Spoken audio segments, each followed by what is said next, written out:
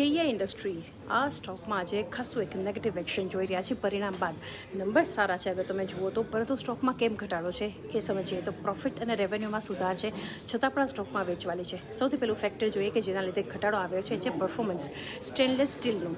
હવે અહીંયા જે રીતે એક મ્યુટેડ જોઈ રહ્યા છે આપણે એક પરફોર્મન્સ આ ક્વાર્ટરમાં EPCમાં એક આ સેગમેન્ટ જે છે ત્યાં એક મ્યુટેડ આપણને ઓવરઓલ પરફોર્મન્સ જોવા મળી રહ્યું છે. એટલે આ બંને સેગમેન્ટ્સને લીધે એક ઘટાડો આપણે જોઈ રહ્યા છીએ.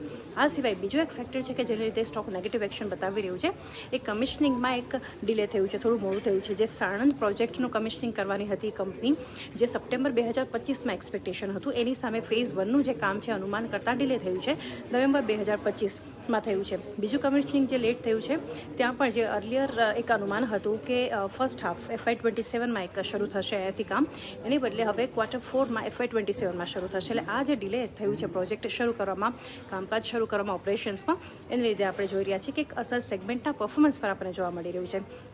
આ સિવાય પોઝિટિવ જે કંપની માટે રહ્યું છે પરિણામમાં C&W સેગમેન્ટ આવક અહીંયા 22% વધી છે વાય બેસિસ પર, પરંતુ એની સામે EPC બિઝનેસ જેની આપણે હમણાં વાત કરી ત્યાં આવક ઘટી છે 23% અને સ્ટેનલેસ સ્ટીલ અને વાયર રેવન્યુમાં 11%નો ઘટાડો જોઈ રહ્યા છે. બધા કારણોને લીધે અમુક નંબર સારા હોવા છતાં આ એક રીઝન છે કે જેને લીધે આપણે જોઈ રહ્યા છીએ કે KEI ઇન્ડસ્ટ્રીઝમાં એક શાર્પ ફોલ જોઈ રહ્યા છે પરિણામ બાદ.